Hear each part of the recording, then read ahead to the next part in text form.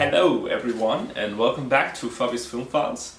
It's Netflix movie time. Today I'm talking about The Devil All the Time, a star-studded thriller just released on Netflix based on the book of the same name by Donald Ray Pollock, which I haven't read, so I won't compare the book to the movie.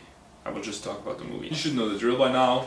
I will talk about the plot, the sound, the visuals, the acting and some other important things. And as usual there will be spoilers, so let's go. Let's start with something positive. The movie sounds great.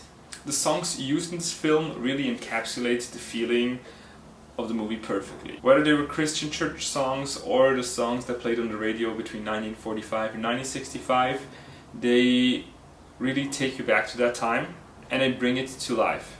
The only downside is that the songs drown out the score, which isn't as memorable as the song choices and thus kinda takes a backseat.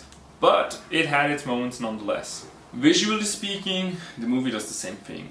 It really takes you back to that time period. I think the cinematography isn't strong enough to pull this off with the earthly colors that were used, and I don't know if maybe the visuals were more impressive or had more bang to them, it would have worked with the colors they used. But the way it is, after a while it just gets tiring for the eyes. What also could have been stronger is the plot. The film starts strong enough with the war flashbacks, with its gory scenes, but after a while all the violence and gore kind of made me lose interest. For all the darkness this movie presents with its themes of PTSD, death, murder, crime and violence, the movie lacks a depth that would warrant that.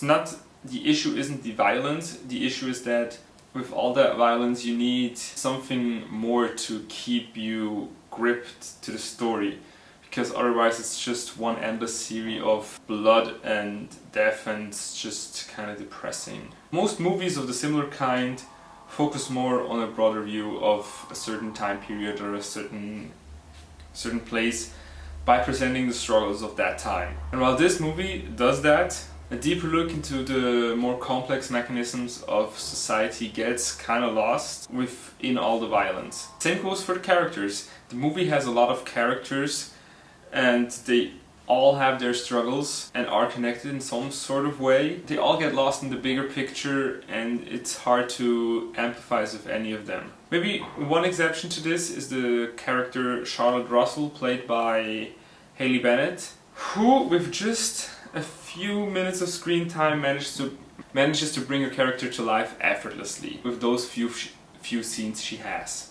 I'm not saying the other characters were poorly written, it's just that they don't manage to do the same level of character treatment as Bennett does with a lot more screen time. I mean, in general speaking, I feel like the female characters in this movie were maybe not better written, but easier to relate to and easier to understand. Because the male characters all, maybe with one exception, share traits of toxic masculinity and some form of mental illness or mental struggle. And they all could have been helped with therapy, which kinda is a fitting representation of that time. However, the acting is one of the strongest aspects of the movie. Pattinson proves once again that he's a stellar actor, that he can slip effortlessly into different skins, different roles, and with each new role he plays, you can't really see what he did before because he's transformed completely and it's just incredible. Holland as well once again proves how subtle his acting is and how he manages to convey a lot of emotion in this time and in this movie with some extra darkness. I've never seen him play such a dark character before, and he does that with such little effort. It's amazing. The only thing I think he still needs to improve on are his accents. I mean, he's still at the beginning of his career and he's doing impressive work, but I think that's the area where he can and will improve most. So I can't wait to see him 10 years down the line doing different accents. But in this movie, compared to all the other actors, accent-wise, he wasn't the strongest. The actor who surprised me the most was Harry Melling. He plays this role with such an intensity and such a ferocity that it makes it hard to look away. And he really fills out every scene he's in. It's just incredible to see how far he has come.